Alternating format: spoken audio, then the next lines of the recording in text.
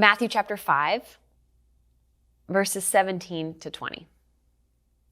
Do not think that I've come to abolish the law or the prophets. I've come not to abolish, but to fulfill. For truly I tell you, until heaven and earth pass away, not one letter, not one stroke of a letter will pass from the law until all is accomplished. Therefore, whoever breaks one of the least of these commandments and teaches others to do the same will be called least in the kingdom of heaven. But whoever does them and teaches them will be called great in the kingdom of heaven. For I tell you, unless your righteousness exceeds that of the scribes and the Pharisees, you will never enter the kingdom of heaven. When you read that section of Jesus' Sermon on the Mount, the opening sort of declaration to his ministry in Matthew's gospel, it feels pretty harsh. When you read just verses 17 to 20, we get this sense that the Jesus who was just saying, blessed are you when your life has fallen apart, when you're mourning, when you're poor in spirit, when the world doesn't make any sense, when you are being persecuted, that's when you're blessed. That's when the kingdom of God is shining. That feels like a different Jesus than the one who says, not one stroke of a pen from the law will pass away. So what do we do with this? If we're constructing the kingdom, if we're trying to find ways in which God is building the goodness, the hope, the justice, the mercy, the thriving of the kingdom of God, and we have these two passages so close together, what do we do with them? Well, we talked on Sunday about why there's a really important section between the Beatitudes and what we just read. There we hear Jesus say, you are the salt of the earth. But if salt has lost its taste, how can its saltiness be restored? You are the light of the world. A city built on a hill cannot be hid. People do not light a lamp and put it under the bushel basket. Rather, they put it on the lampstand, and it gives light to all in the house. In the same way, let your light shine before others, so that they may see your good works and give glory to your Father in heaven. It's a really important section because it helps us to understand, what do we do with these words from Jesus about the law and the prophets? Well, I think it helps us understand the role of righteousness in following Jesus. You see, the law and the prophets were meaningful, helpful ways that God guided God's people, and they are ways to live righteously. Things like making sure that you care for your neighbor who needs help, that you create just systems. When you think of the words of the prophets, they're harsh sometimes, but it's when God is speaking to the people and saying, hey, you've exploited folks. You haven't paid your workers well. The way that you're running your society, your community is not ultimately just and beautiful. What we come to understand with Jesus, though, is that in his presence, in his life, in his death and resurrection, it is finished. It is accomplished. He has fulfilled the law. And so the purpose of our righteousness is not so that we can earn righteousness and earn favor, but because our call is to be the salt and the light. The purpose of our righteousness in the kingdom of God is ultimately because God is on a mission. And our job is to live as lamps, as cities on a hill, to live lives filled with good works and beauty, with the joy and the hope of the kingdom, because it's the way in which God invites others to know of the goodness of God's kingdom here. You see, righteousness is not about us trying to earn our way, because we've come to understand that none of us is ever going to be good enough to be able to follow all the things that God asks of us. So when Jesus accomplishes, fulfills the law, when Jesus stands between us, when Jesus makes a way, then we have the privilege, the opportunity to live lives of goodness for the sake of others knowing of the freedom that's available through God. Our good works are ultimately the best story we could ever tell. When I think about evangelism, I think about the way that term can feel really loaded in a lot of contexts. Evangelism often feels like holding a street sign, yelling hateful things at people you don't know, making TikTok videos that are recorded on college campuses for saying absolutely absurd things. Now, evangelism can look really different in different contexts and amongst different people.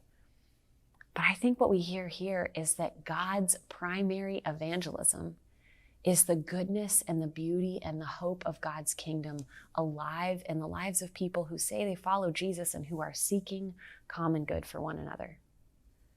Our righteousness is an invitation.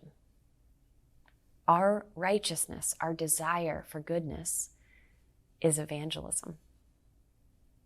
This week, I want to invite us to be people who love God and who follow the kingdom, and who do that because it's a good life to live and it's a great invitation.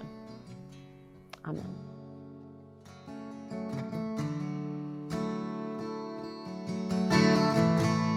I want to know you, Lord, like I know a friend.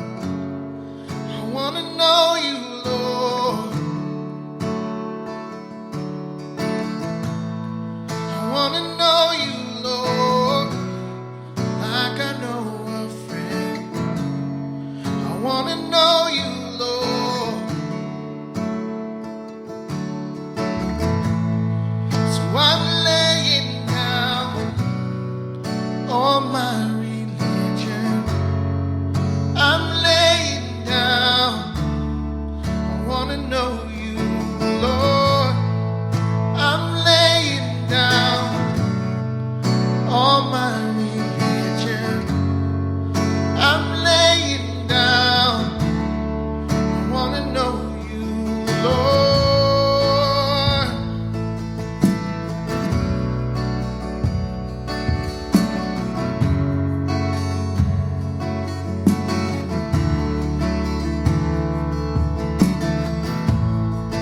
I used to think that I could box you in, but I'm laying down.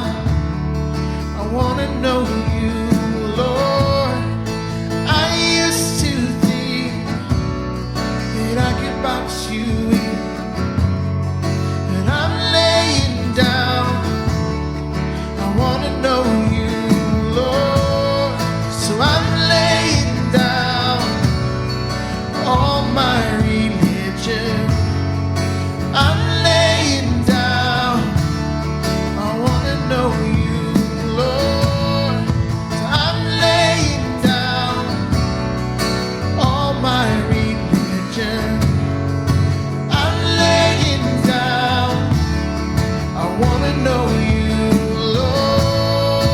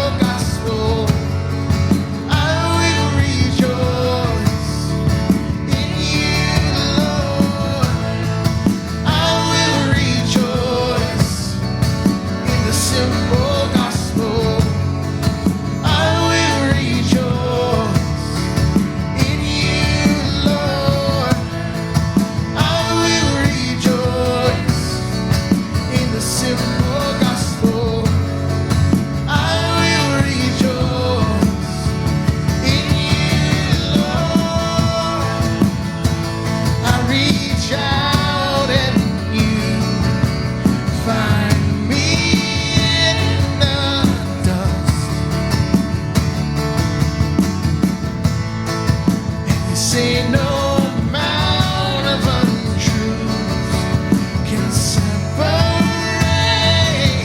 us. We'll rejoice in the simple gospel. I will rejoice in you, Lord. I will rejoice in the simple